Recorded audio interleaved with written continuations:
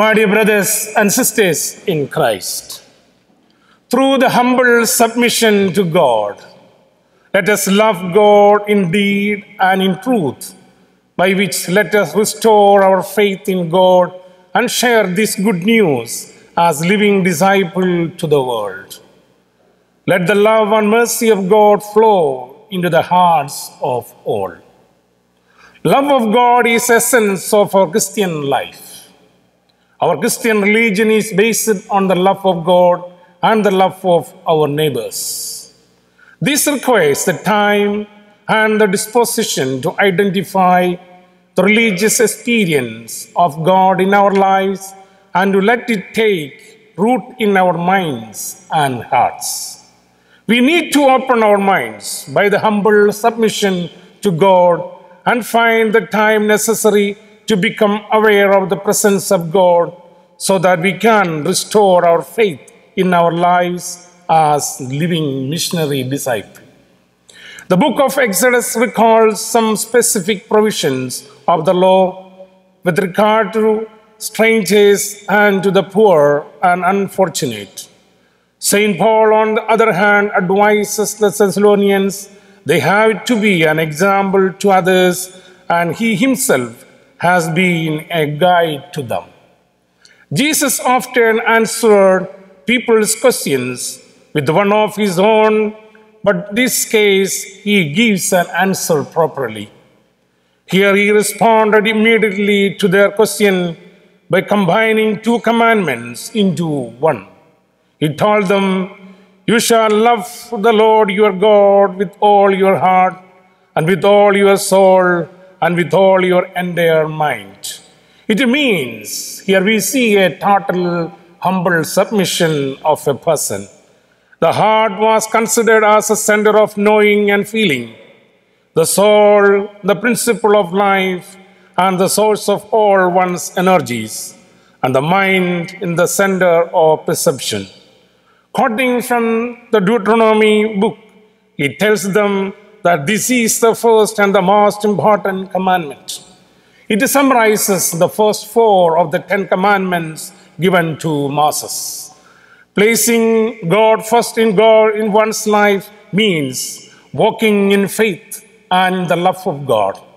The second greatest and equally important commandment is, "You shall love your neighbor as yourselves." This commandment summarizes the last 6 of the 10 commandments given to Moses. The second commandment means that if we have the love of God within us, it should shine towards others. Love is meant to be shared, not to be selfishly kept to oneself. Christ's clear-cut answer was that the 2 commandments of the love of God and the love of neighbor were the essence of the Old Testament and the basis for the New Testament. This was not only the answer for the Pharisees, but an answer and a rule of life for all of us for all time. To have the love of God as Christ enjoyed it, our acts of love should be towards God first and then towards our neighbors. Our neighbors include everyone, our families, our friends, the strangers, and even enemies whom we do not like. Our love for God must be greater than the love we have for our parents, our brothers and sisters, our spouse, and even our children. In this answer, he tells us that the man who loves God and his neighbor fulfills all his obligations and carries out all the duties that God's self-revelation in the law and the prophets imposes on him. God revealed himself in the Old Testament as a creator and benefactor and looked after all the needs of the people. In this benevolence, he shared all he had with humanity and made humankind partakers in his kingdom of happiness. Jesus strongly emphasizes the fact that love of our neighbor is an essential part of our obligation towards God. If we fail in this, we fail in our love for God, for we refuse to carry out this sacred duty.